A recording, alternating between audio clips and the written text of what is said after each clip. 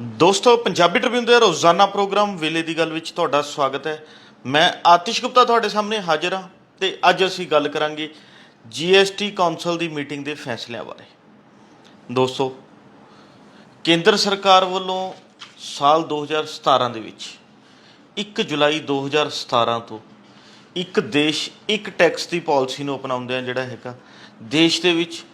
GST ਨੂੰ ਲਾਗੂ ਕਰਤਾ ਸੀ। ਗੁੱਡਸ ਐਂਡ ਸਰਵਿਸਿਜ਼ ਟੈਕਸ ਨੂੰ ਜਿਹੜਾ ਹੈਗਾ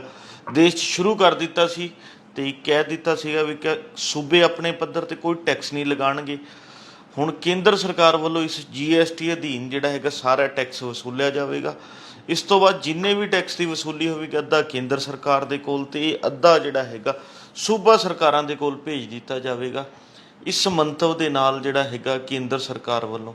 ਸਾਲ 2017 ਦੇ ਵਿੱਚ ਜੀਐਸਟੀ ਨੂੰ ਲਿਆਂਦਾ ਗਿਆ ਅਤੇ ਇਸ ਨੂੰ ਇੱਕ ਦੇਸ਼ ਦੇ ਆਰਥਿਕ ਸਿਸਟਮ ਦੇ ਵਿੱਚ ਕ੍ਰਾਂਤੀਕਾਰੀ ਕਦਮ ਦੱਸਿਆ ਗਿਆ ਸੀ ਕਿ ਇਸ ਨਾਲ ਦੇਸ਼ ਦੇ ਵਿੱਚੋਂ ਜਿਹੜਾ ਹੈਗਾ ਕਾਲਾ ਧਨ ਇਕੱਠਾ ਕਰਨਾ ਖਤਮ ਹੋ ਜਾਏਗਾ। ਇਸ ਨਾਲ ਜਿਹੜਾ ਹੈਗਾ ਆਰਥਿਕਤਾ ਦਾ ਸੁਧਾਰ ਹੋ ਜਾਏਗਾ। ਹੋਰ ਬਹੁਤ ਕੁਝ ਜਿਹੜੇ ਨੇ ਦਾਅਵੇ ਕੀਤੇ ਗਏ ਸੀਗੇ, ਪਰ ਜੇ ਅੱਜ ਦੇਖੀਏ ਤਾਂ 17 ਦੇ ਵਿੱਚ ਜੀਐਸਟੀ ਆਇਆ ਸੀ, ਅੱਜ 23 ਚੱਲ ਰਿਹਾ, ਲਗਭਗ 6 ਸਾਲ ਦੇ ਕਰੀਬ ਸਮਾਂ ਬੀਤ ਚੁੱਕਾ ਤਾਂ ਹੁਣ ਤੱਕ ਸਰਕਾਰਾਂ ਨੂੰ ਇੱਕ ਚੀਜ਼ ਸਮਝ ਆ ਰਹੀ ਹੈ, ਕੇਂਦਰ ਸਰਕਾਰ ਨੂੰ ਵੀ, ਕਿ ਜੀਐਸਟੀ ਵਿੱਚ ਸਮੇਂ-ਸਮੇਂ 'ਤੇ ਅਮੈਂਡਮੈਂਟਾਂ ਦੀ ਲੋੜ ਪੈ ਰਹੀ ਹੈ, ਸੋਧ ਕਰਨੇ ਪੈ ਰਹੇ ਨੇ ਅਤੇ ਉਸ ਦੇ ਬਾਵਜੂਦ ਵੀ ਹਲੇ ਵੀ ਕੋਈ ਅਖੀਰੀ ਕਹਿ ਨਹੀਂ ਸਕਦੇ ਫੈਸਲਾ ਹੋਵੇਗਾ, ਕਿਉਂਕਿ ਹਰ 3 ਜਾਂ 6 ਮਹੀਨੇ ਬਾਅਦ ਜੀਐਸਟੀ ਕੌਂਸਲ ਦੀ ਮੀਟਿੰਗ ਹੁੰਦੀ ਹੈ। ਇਸ ਕੌਂਸਲ ਮੀਟਿੰਗ ਦੇ ਵਿੱਚ ਵੱਖ-ਵੱਖ ਮੁੱਦਿਆਂ ਨੂੰ ਵਿਚਾਰਿਆ ਜਾਂਦਾ ਅਤੇ ਉਸ ਤੋਂ ਬਾਅਦ ਜਿਹੜਾ ਹੈਗਾ ਸੋਧਾਂ ਜਿਹੜੀਆਂ ਹੈਗੀਆਂ ਹੁੰਦੀਆਂ ਨੇ। ਅਤੇ ਕੱਲ੍ਹ ਵੀ ਜਿਹੜੀ ਪਰਸੋਂ ਦਿੱਲੀ ਦੇ ਵਿੱਚ ਜੀਐਸਟੀ ਕੌਂਸਲ ਦੀ 50ਵੀਂ ਮੀਟਿੰਗ ਹੋਈ ਹੈ। ਉਸ ਮੀਟਿੰਗ 'ਚ ਕਈ ਤਰ੍ਹਾਂ ਦੇ ਜਿਹੜੇ ਫੈਸਲੇ ਲਏ ਗਏ ਨੇ, ਕਈ ਰਿਆਇਤਾਂ ਦਿੱਤੀਆਂ ਗਈਆਂ ਨੇ, ਬਹੁਤ ਕੁਛ ਹੋਇਆ। ਜੇ ਦੇਖੀਏ ਤਾਂ ਸਭ ਤੋਂ ਪਹਿਲਾਂ ਤਾਂ ਜੀਐਸਟੀ ਕੌਂਸਲ ਦੀ ਮੀਟਿੰਗ ਦੇ ਵਿੱਚ ਸਭ ਤੋਂ ਵੱਡੀ ਰਿਆਇਤ ਤਾਂ ਜਿਹੜੀ ਹੈਗੀ ਆ ਉਹ ਸਿਹਤ ਦੇ ਖੇਤਰ ਨੂੰ ਮਿਲੀ ਹੈ, ਕਿਉਂਕਿ ਇਸ ਵਾਰ ਜਿਹੜਾ ਹੈਗਾ ਜਿੰਨੀ ਵੀ ਸਿਹਤ ਸਮੱਸਿਆਵਾਂ ਬਿਮਾਰੀਆਂ ਦੀਆਂ ਜਿੰਨੀਆਂ ਵੀ ਦਵਾਈਆਂ ਜਾਂ ਮੈਡੀਕਲ ਮਕਸਦ ਲਈ ਕੁਝ ਵੀ ਖੁਰਾਕੀ ਵਸਤੂਆਂ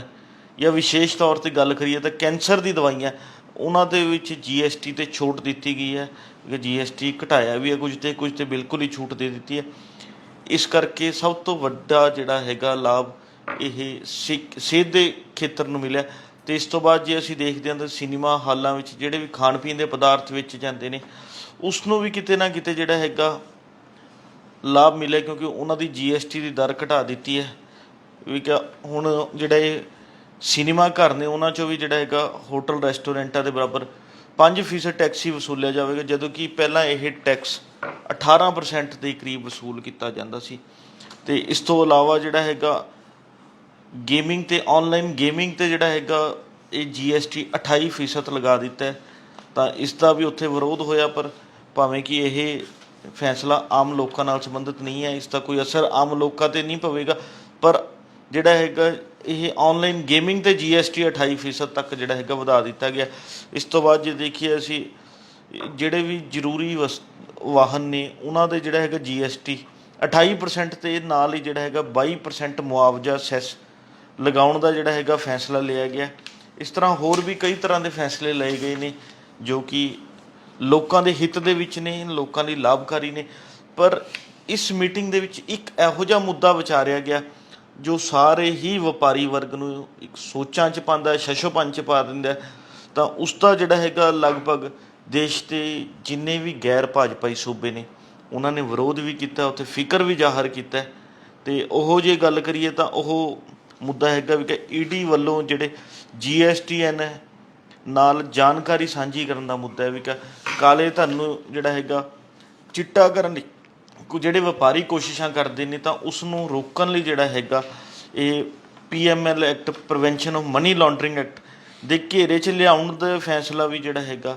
ਇਸ ਦੇ ਨਾਲ ਹੀ ਜੁੜਿਆ ਹੋਇਆ ਉਹ ਕੀਤਾ ਗਿਆ ਸੀਗਾ। ਪਰ ਉਸ ਦਾ ਸਾਰੇ ਹੀ ਗੈਰ ਭਾਜਪਾਈ ਸੂਬਿਆਂ ਨੇ ਜਿਹੜਾ ਹੈਗਾ ਵਿਰੋਧ ਕੀਤਾ। ਉਹਨਾਂ ਨੇ ਕਿਹਾ ਵੀ ਕਿ ਇਸ ਨਾਲ ਸਾਡੇ ਵਪਾਰੀ ਵਰਗ 'ਤੇ ਬਹੁਤ ਵੱਡਾ ਅਸਰ ਪਵੇਗਾ, ਤਾਂ ਸਭ ਨੇ ਇਸ ਦਾ ਵਿਰੋਧ ਕੀਤਾ। ਉਸ ਤੋਂ ਬਾਅਦ ਭਾਵੇਂ ਕਿ ਇਸ ਮੁੱਦੇ ਨੂੰ ਜਿਹੜਾ ਹੈਗਾ ਇਸ ਮਸਲੇ ਨੂੰ ਜਿਹੜਾ ਹੈਗਾ ਵਿਚਾਰ ਚਰਚਾ ਲਈ ਜਿਹੜਾ ਹੈਗਾ ਰੱਖ ਦਿੱਤਾ ਗਿਆ, ਇਸ ਨੂੰ ਪਾਸ ਨਹੀਂ ਕੀਤਾ ਗਿਆ। ਪਰ ਦੋਸਤੋ ਇਸ ਤੋਂ ਜਿਹੜਾ ਹੈਗਾ ਇੱਕ ਚੀਜ਼ ਨਿਕਲ ਕੇ ਜ਼ਰੂਰ ਸਪਸ਼ਟ ਤੌਰ 'ਤੇ ਸਾਹਮਣੇ ਆਈ ਹੈ ਵੀ ਕਿ ਜੇਕਰ ਇਸ ਚੀਜ਼ ਨੂੰ ਲਾਗੂ ਕਰ ਦਿੱਤਾ ਦਿੱਤਾ ਜਾਂਦਾ ਤਾਂ ਕਿਤੇ ਨਾ ਕਿਤੇ ਸਾਡੇ ਵਪਾਰੀ ਵਰਗ ਦੇ ਵਿੱਚ ਜਿਹੜਾ ਹੈਗਾ ਇੱਕ ਹਾਹਾਕਾਰ ਮਚ ਸਕਦਾ ਸੀਗਾ। ਉਹਨਾਂ ਦੇ ਮਨਾਂ 'ਚ ਪਹਿਲਾਂ ਹੀ ਕਈ ਤਰ੍ਹਾਂ ਦੇ ਜਿਹੜਾ ਹੈਗਾ GST ਨੂੰ ਲੈ ਕੇ ਖਦਸ਼ੇ ਚੱਲ ਰਹੇ ਨੇ। ਜੇਕਰ ਇਸ ਨੂੰ ਲਾਗੂ ਕਰ ਦਿੱਤਾ ਜਾਂਦਾ ਤਾਂ ਇਹ ਖਦਸ਼ੇ ਘਟਣ ਦੀ ਥਾਂ 'ਤੇ ਹੋਰ ਵੱਧਦੇ ਜਾਣੇ ਸੀਗੇ ਅਤੇ ਕਿਤੇ ਨਾ ਕਿਤੇ ਜਿਹੜਾ ਹੈਗਾ ਹਾਲਾਤ ਦੇਸ਼ ਦੇ ਵਿੱਚ ਹੋਰ ਵਿਗੜ ਸਕਦੇ ਸੀਗੇ। ਅਤੇ ਜਦੋਂ ਅਸੀਂ ਦੇਖਦੇ ਹਾਂ ਤਾਂ ਇੱਕ ਚੀਜ਼ ਅਕਸਰ ਹੀ ਦੇਖਣ ਨੂੰ ਮਿਲਦੀ ਹੈ ਵੀ ਕਿ ਵਪਾਰੀ ਵਰਗ ਵੱਲੋਂ GST ਕਹਿ ਲਓ ਜਾਂ ਇਨਕਮ ਟੈਕਸ ਦੇ ਵਿੱਚ ਵੀ ਪਹਿਲਾਂ ਵੀ ਜਿਹੜਾ ਹੈਗਾ ਘੱਟ ਵੱਧ ਭਰਦੇ ਰਹੇ ਨੇ, ਪਰ GST ਦੀ ਜਦੋਂ ਗੱਲ ਕਰਦੇ ਹਾਂ ਤਾਂ ਕਈ ਵਾਰ GST ਦੇ ਵਿੱਚ ਜਿਹੜਾ ਹੈਗਾ ਇਸ ਤਰ੍ਹਾਂ ਦੀ ਕੋਈ ਨਾ ਕੋਈ ਗਲਤੀਆਂ ਜਿਹੜੀ ਹੈਗੀਆਂ ਹੁੰਦੀਆਂ ਰਹਿੰਦੀਆਂ, ਪਰ ਅਕਸਰ ਜਿਹੜਾ ਹੈਗਾ ਵਿਭਾਗ ਵੱਲੋਂ ਇਹਨਾਂ ਗਲਤੀਆਂ ਨੂੰ ਇੱਕ ਅਪਰਾਧ ਵਜੋਂ ਲਿਆ ਜਾਂਦਾ, ਉਸ ਦੇ ਖਿਲਾਫ ਕਈ ਤਰ੍ਹਾਂ ਦੀ ਕਾਰਵਾਈਆਂ ਉਲੀਕਣ ਦੀ ਗੱਲਾਂ ਕੀਤੀਆਂ ਜਾਂਦੀਆਂ, ਬਹੁਤ ਕੁਝ ਹੁੰਦਾ। ਪਰ ਜੇ ਦੇਖੀਏ ਤਾਂ ਜੇਕਰ ਕਿਸੇ ਵਪਾਰੀ ਤੋਂ GST ਭਰਨ ਦੇ ਵਿੱਚ ਕੋਈ ਕੋਤਾਹੀ ਹੁੰਦੀ ਵੀ ਹੈ ਤਾਂ ਉਸ ਕੋਤਾਹੀ ਨੂੰ ਕੋਈ ਵੱਡਾ ਅਪਰਾਧ ਨਹੀਂ, ਗਲਤੀ ਵਜੋਂ ਇਹ ਮੰਨਿਆ ਜਾਣਾ ਚਾਹੀਦਾ ਹੈ ਅਤੇ ਉਸ ਨੂੰ ਜਿਹੜਾ ਹੈਗਾ ਕੋਈ ਨਾ ਕੋਈ ਰਿਆਇਤ ਦਿੱਤੀ ਜਾ ਸਕਦੀ ਹੈ ਜਾਂ ਉਸ ਨੂੰ ਮੁੜ ਤੋਂ ਜਿਹੜਾ ਹੈਗਾ ਕੋਈ ਜੁਰਮਾਨਾ ਲਗਾ ਕੇ ਜਿਹੜਾ ਹੈਗਾ ਕੁਝ ਕਰਨ ਦਾ ਜਿਹੜਾ ਹੈਗਾ ਆਦੇਸ਼ ਦਿੱਤੇ ਜਾ ਸਕਦੇ ਨੇ। ਪਰ ਜੇਕਰ ਇਸ ਨੂੰ ਲਾਗੂ ਕਰ ਦਿੱਤਾ ਜਾਂਦਾ ਵੀ ਕਿ ED ਅਤੇ GST ਜਿਹੜਾ ਆਪਣੀ ਜਾਣਕਾਰੀ ਸਾਂਝੀ ਕਰ ਸਕਦੇ ਨੇ ਇੱਕ ਦੂਜੇ ਨਾਲ, ਸਭ ਕੁਛ, ਤਾਂ ਕਿਤੇ ਨਾ ਕਿਤੇ ਵਪਾਰੀਆਂ ਦੇ ਮਨਾਂ 'ਚ ਜਿਹੜਾ ਹੈਗਾ ਇਸ ਨੂੰ ਲੈ ਕੇ ਹੋਰ ਨਮੋਸ਼ੀ ਜਿਹੜੀ ਹੈਗੀ ਦੇਖਣ ਨੂੰ ਮਿਲਣੀ ਸੀ। ਇਸ ਲਈ ਚਾਹੀਦਾ ਇਹੀ ਹੈ ਸਰਕਾਰਾਂ ਨੂੰ ਵੀ ਕਿ ਪਹਿਲਾਂ ਤਾਂ GST ਜਿਹੜਾ ਹੈਗਾ ਮੁੱਖ ਤੌਰ 'ਤੇ ਵਪਾਰੀ ਵਰਗ ਨਾਲ ਸੰਬੰਧਿਤ ਹੈ, ਭਾਵੇਂ ਕਿ ਇਸ ਦੀ ਖਰੀਦਦਾਰੀ ਜਿਹੜੀ ਕਿ ਅਸੀਂ ਕਰਦੇ ਹਾਂ, ਅਸੀਂ GST ਪੇ ਕਰਦੇ ਹਾਂ, ਉਸ ਤੋਂ ਬਾਅਦ ਹੀ ਕੋਈ ਵਸਤੂ ਖਰੀਦਦੇ ਹਾਂ, ਪਰ ਉਹ ਅੱਗੇ ਜਿਹੜਾ ਹੈਗਾ ਵਪਾਰੀ ਵਰਗ ਨੇ ਜਿਹੜਾ ਹੈਗਾ ਹਿਸਾਬ ਕਿਤਾਬ ਦੇਣਾ ਹੁੰਦਾ। ਤਾਂ ਕਿਤੇ ਨਾ ਕਿਤੇ GST ਨੂੰ ਲੈ ਕੇ ਵਪਾਰੀਆਂ ਦੇ ਮਨਾਂ 'ਚ ਪਿਛਲੇ 6 ਸਾਲਾਂ ਤੋਂ ਲਗਾਤਾਰ ਕੋਈ ਨਾ ਕੋਈ ਜਿਹੜਾ ਹੈਗਾ ਖਦਸ਼ੇ ਚੱਲ ਰਹੇ ਨੇ, ਕਿਉਂਕਿ GST ਨੂੰ ਕਿਤੇ ਨਾ ਕਿਤੇ ਉਹ ਆਪਣੇ ਮਨਾਂ 'ਤੇ ਜਾਂ ਆਪਣੇ ਕਾਰੋਬਾਰ 'ਤੇ ਇੱਕ ਵੱਖਰਾ ਬੋਝ ਦੱਸ ਰਹੇ ਨੇ ਵੀ ਕਿ ਜੇਕਰ GST ਨਾ ਹੁੰਦਾ ਤਾਂ ਉਹ ਕੰਮ ਆਸਾਨੀ ਨਾਲ ਕਰ ਰਹੇ ਸੀ। ਇਸ ਨਾਲ ਹਿਸਾਬ ਕਿਤਾਬ ਰੱਖਣ 'ਚ ਕਈ ਤਰ੍ਹਾਂ ਦੇ ਜਿਹੜਾ ਹੈਗਾ ਦਿੱਕਤਾਂ ਪਰੇਸ਼ਾਨੀਆਂ ਆ ਰਹੀਆਂ ਨੇ। ਪਰ ਕੇਂਦਰ ਸਰਕਾਰ ਦਾ ਦਾਅਵਾ ਸੀਗਾ ਉਸ ਸਮੇਂ ਜਦੋਂ GST ਨੂੰ ਲਿਆਂਦਾ ਗਿਆ ਸੀ ਵੀ ਕਿ ਇਸ ਨਾਲ ਜਿੰਨੇ ਵੀ ਦੇਸ਼ ਦੇ ਵਿੱਚ ਕੰਮ 2 ਨੰਬਰ ਦੇ ਵਿੱਚ ਕਹਿ ਲਈਏ ਜਾਂ ਬਿਨਾਂ ਬਿਲਿੰਗ ਤੋਂ ਬਿਨਾਂ ਰਿਕਾਰਡ ਤੋਂ ਹੁੰਦੇ ਨੇ, ਉਹਨਾਂ ਨੂੰ ਸਾਰੇ ਕੰਮਾਂ ਨੂੰ 1 ਨੰਬਰ 'ਚ ਕੀਤਾ ਜਾ ਸਕਦਾ ਵੀ ਕਿ ਉਸ ਨੂੰ ਜਿਹੜਾ ਹੈਗਾ ਸਾਰੇ ਕੰਮਾਂ ਦੇ ਵਿੱਚ ਪਾਰਦਰਸ਼ਤਾ ਲਿਆਈ ਜਾ ਸਕਦੀ ਹੈ। ਇਸ ਲਈ ਉਹਨਾਂ ਨੇ GST ਨੂੰ ਲਿਆਂਦਾ ਸੀ, ਪਰ ਹੌਲੀ ਹੌਲੀ ਹਾਲਾਤ ਵਿਗੜਦੇ ਗਏ, ਕੁਝ ਵਿਭਾਗ ਵੱਲੋਂ ਸਖਤਾਈਆਂ ਕੀਤੀਆਂ ਜਾਂਦੀਆਂ ਰਹੀਆਂ ਤਾਂ ਕਈ ਤਰ੍ਹਾਂ ਦੀ ਦਿੱਕਤਾਂ ਪਰੇਸ਼ਾਨੀਆਂ ਹੁੰਦੀਆਂ ਰਹੀਆਂ। ਪਰ ਹੁਣ ਜਦੋਂ ਗੈਰ ਭਾਜਪਾਈ ਸੂਬਿਆਂ ਨੇ ਇਸ ਚੀਜ਼ ਦਾ ਵਿਰੋਧ ਕੀਤਾ ਤਾਂ ਜਿਹੜਾ ਹੈਗਾ ਇਸ ਨੂੰ ਭਾਵੇਂ ਰੋਕ ਲਿਆ ਗਿਆ, ਪਰ ਅਗਲੀ ਮੀਟਿੰਗ 'ਚ ਇਸ 'ਤੇ ਮੁੜ ਵਿਚਾਰ ਚਰਚਾ ਹੋ ਸਕਦੀ ਹੈ। ਤਾਂ ਦੋਸਤੋ, ਸਭ ਤੋਂ ਪਹਿਲਾਂ ਤਾਂ ਜਿਹੜਾ ਹੈਗਾ ਕੇਂਦਰੀ ਵਿੱਤ ਮੰਤਰਾਲੇ ਨੂੰ ਚਾਹੀਦਾ ਵੀ ਕਿ ਕਿਸੇ ਵੀ ਵਪਾਰੀ ਦੇ ਖਿਲਾਫ ਇਹੋ ਜਿਹੀ ਕਾਰਵਾਈ ਕਰਨ ਤੋਂ ਪਹਿਲਾਂ ਜਿਹੜਾ ਉਸ ਵਪਾਰੀ ਦਾ ਪਿਛੋਕੜ ਦੇਖਣਾ ਬਹੁਤ ਜ਼ਰੂਰੀ ਹੈ ਵੀ ਕਿ ਇਹ ਗਲਤੀ ਉਸ ਤੋਂ ਪਹਿਲੀ ਵਾਰ ਹੋਈ ਹੈ ਕਿ ਉਹ ਜਾਣ-ਬੁੱਝ ਕੇ ਹਰ ਵਾਰ ਕਰਦਾ ਰਿਹਾ ਹੈ ਇਹੋ ਜਿਹੀਆਂ ਗਲਤੀਆਂ, ਤਾਂ ਉਸ ਨੂੰ ਦੇਖ ਕੇ ਹੀ ਜਿਹੜਾ ਹੈਗਾ ਕੋਈ ਕਾਰਵਾਈ ਜਿਹੜਾ ਹੈਗਾ ਕਰਨੀ ਚਾਹੀਦੀ ਹੈ, ਕਿਉਂਕਿ ਇਸ ਨਾਲ ਜਿਹੜਾ ਹੈਗਾ ਸਾਡਾ ਵਪਾਰੀ ਵਰਗ ਪ੍ਰਭਾਵਿਤ ਹੋ ਸਕਦਾ ਹੈ, ਕਿਤੇ ਨਾ ਕਿਤੇ ਉਹਨਾਂ ਦੇ ਮਨਾਂ 'ਚ ਠੇਸ ਪਹੁੰਚ ਸਕਦੀ ਹੈ। ਇਸ ਕਰਕੇ ਕੇਂਦਰੀ ਵਿੱਤ ਮੰਤਰਾਲੇ ਨੂੰ ਕਈ ਤਰ੍ਹਾਂ ਦੀ ਚੀਜ਼ਾਂ ਨੂੰ ਸੋਚ ਕੇ ਫੈਸਲੇ ਲੈਣੇ ਚਾਹੀਦੇ ਨੇ। ਪਰ ਜਦੋਂ ਅਸੀਂ ਕੁੱਲ ਮਿਲਾ ਕੇ ਇਹ GST ਦੀ 6 ਸਾਲਾਂ ਦੀ ਕਾਰਗੁਜ਼ਾਰੀ ਨੂੰ, ਇਹ 6 ਸਾਲਾਂ ਦੇ ਸਫ਼ਰ ਨੂੰ ਦੇਖਦੇ ਹਾਂ ਤਾਂ ਇੱਕ ਚੀਜ਼ ਸਪਸ਼ਟ ਹੈ ਵੀ ਕਿ ਇਹ ਵਾਕਈ ਜਿਹੜਾ ਹੈਗਾ ਇਸ ਨਾਲ ਜਿੱਥੇ ਕੇਂਦਰ ਸਰਕਾਰ ਦਾ ਜੋ ਦਾਅਵਾ ਸੀ ਵੀ ਕਿ ਇਸ GST ਦੇ ਆਉਣ ਤੋਂ ਬਾਅਦ ਦੇਸ਼ 'ਚ ਆਰਥਿਕਤਾ ਦੇ ਵਿੱਚ ਜਿਹੜਾ ਹੈਗਾ ਇੱਕ ਕ੍ਰਾਂਤੀ ਆ ਜਾਏਗੀ, ਇੱਕ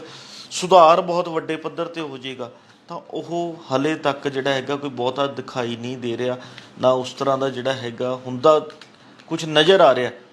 ਪਰ ਇੱਕ ਚੀਜ਼ ਸਪਸ਼ਟ ਹੈ ਵੀ ਕਿ ਕੇਂਦਰ ਸਰਕਾਰ ਨੇ ਕਿਤੇ ਨਾ ਕਿਤੇ ਜਿਹੜਾ ਹੈਗਾ GST ਨੂੰ ਲਿਆ ਕੇ ਜਿਹੜਾ ਸੂਬਿਆਂ ਦੇ ਅਧਿਕਾਰਾਂ 'ਤੇ ਉਸ ਸਮੇਂ ਇੱਕ ਵੱਡਾ ਡਾਕਾ ਮਾਰਨ ਦਾ ਕੰਮ ਕੀਤਾ ਸੀ, ਕਿਉਂਕਿ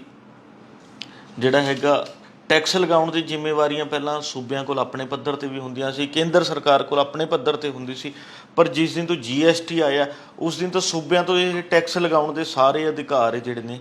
ਉਹ ਖਤਮ ਕਰ ਦਿੱਤੇ ਗਏ ਨੇ। ਤਾਂ ਜਿਹੜਾ ਹੈਗਾ ਕੇਂਦਰ ਸਰਕਾਰ ਨੇ ਸਾਰੇ ਟੈਕਸਾਂ ਨੂੰ ਲੈ ਕੇ ਅਧਿਕਾਰ ਆਪਣੇ ਹੱਥ 'ਚ ਲੈ ਲਏ ਨੇ। ਤਾਂ ਪਹਿਲੇ ਦਿਨ ਤੋਂ ਹੀ ਇਸ ਦਾ ਵਿਰੋਧ ਹੋ ਰਿਹਾ ਸੀ, ਚਾਹੇ ਕਾਂਗਰਸ ਪਾਰਟੀ ਹੈ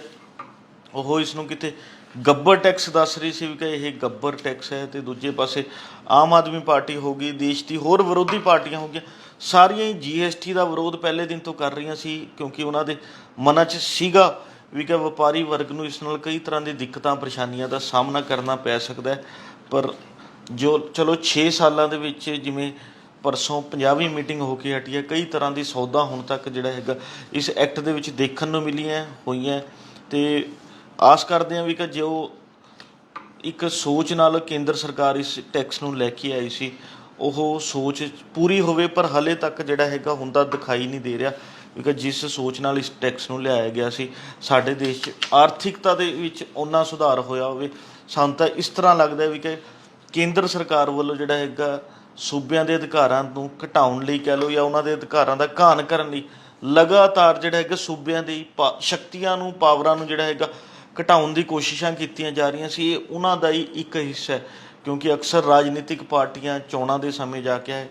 ਬਹੁਤ ਸਾਰੇ ਟੈਕਸਾਂ ਨੂੰ ਘਟਾਉਣ ਦਾ ਜਾਂ ਚੋਣਾਂ ਦੇ ਵਿੱਚ ਇਹ ਟੈਕਸਾਂ ਨੂੰ ਲੈ ਕੇ ਕਈ ਤਰ੍ਹਾਂ ਦੇ ਦਾਅਵੇ ਕਰਦੀਆਂ ਸੀ, ਪਰ